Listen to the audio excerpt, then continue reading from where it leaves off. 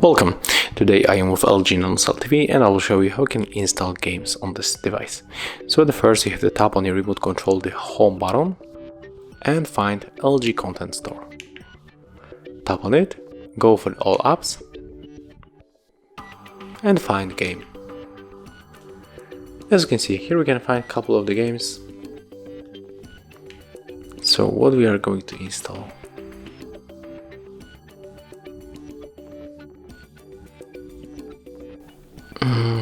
I think that we can get the flying fish. So let's get it. Let's click on install.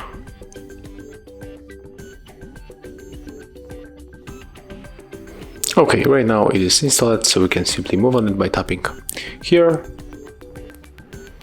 And there we got some kind of the settings. What we got here, performance check.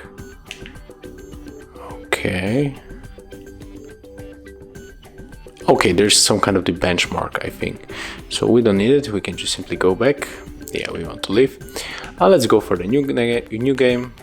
And we have to press the up button on our remote control to go through this box.